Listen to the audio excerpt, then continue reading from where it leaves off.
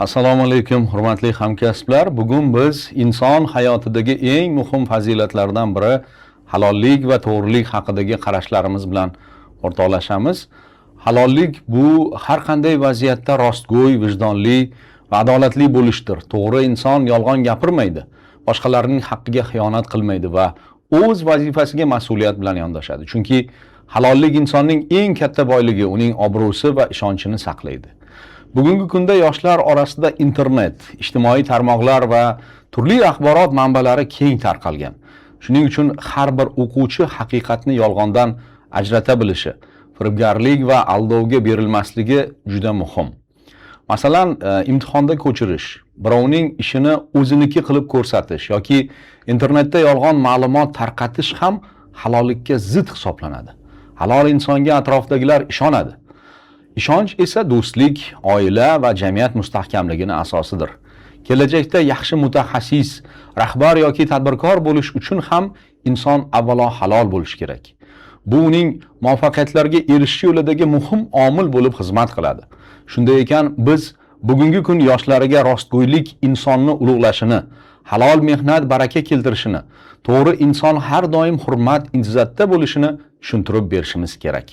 Halollik insonning to'g'ri, pok va vijdonli bo'lishi, ya'ni har qanday vaziyatda rostgo'ylik va adolatga amal qilishi demakdir.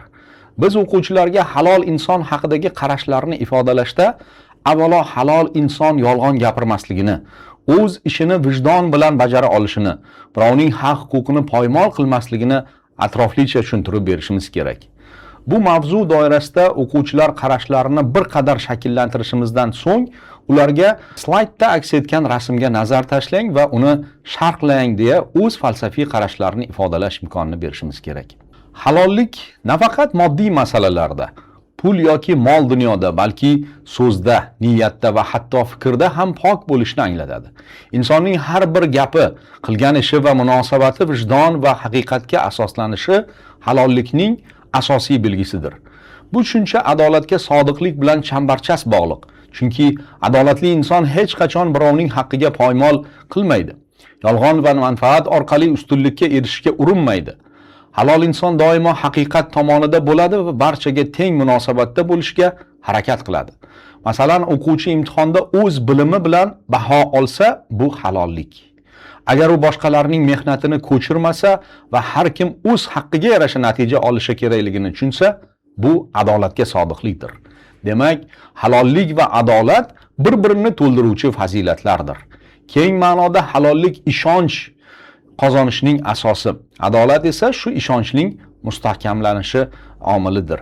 Halol va adolatli insonga odamlar ishonadi, uni hurmat qiladi va undan o'rnak oladi.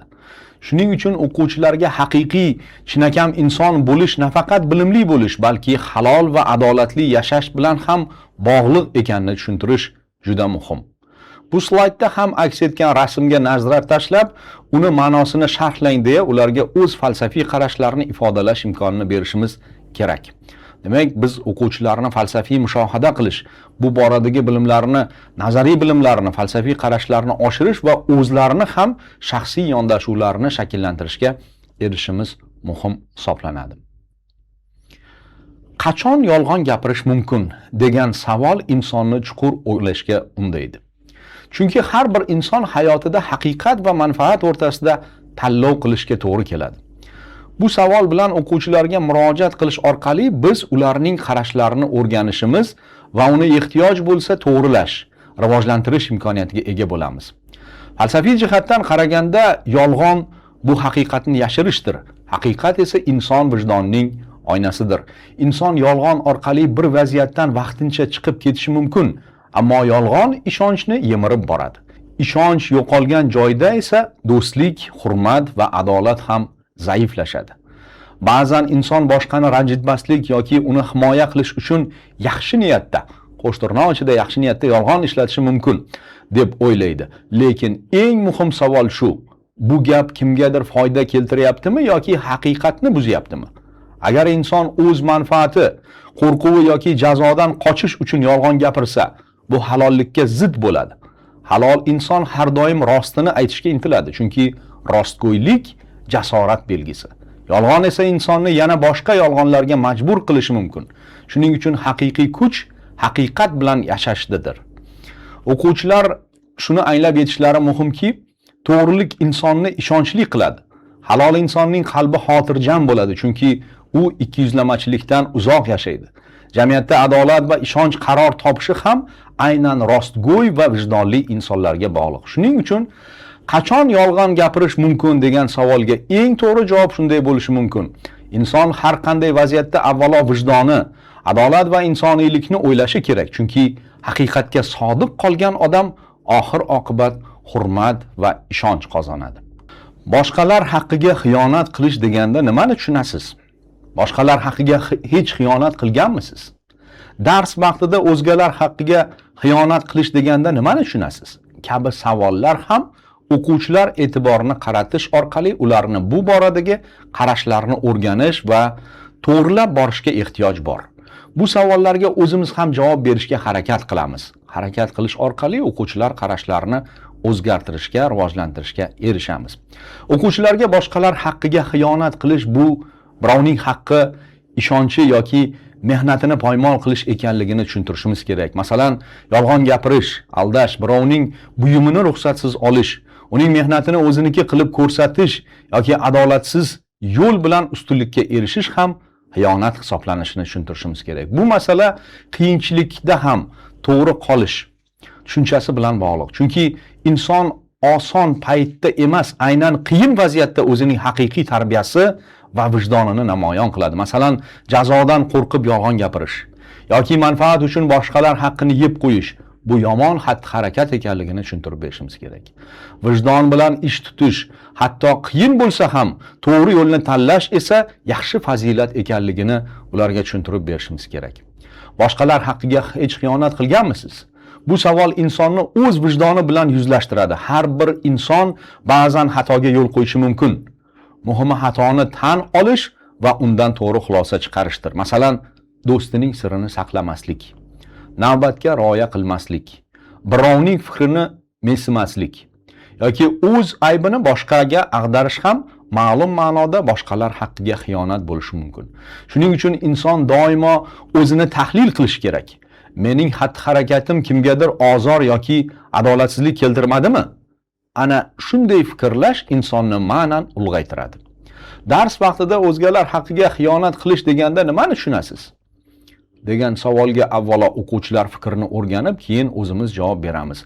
Dars jarayonida ham halollik va adolat juda muhim. Masalan, ko'chirish, birovga ko'chirtirish, shovqin qilib boshqalarning diqqatini bo'lish, o'z vazifasini boshqaga yuklash yoki internetdan tayyor ishni o'ziniki qilib topshirish. Bularning barchasi o'zgalar haqqiga xiyonat hisoblanadi. Chunki bunday xatti-harakatlar adolatni buzadi. Halol tayyorlangan o'quvchi bilan mehnat qilmagan o'quvchi bir xil baho olsa, bu adolatsizlik bo'ladi. Bu esa yaxshi va yomon xatti-harakatlar o'rtasidagi farqni anglashga yordam beradi.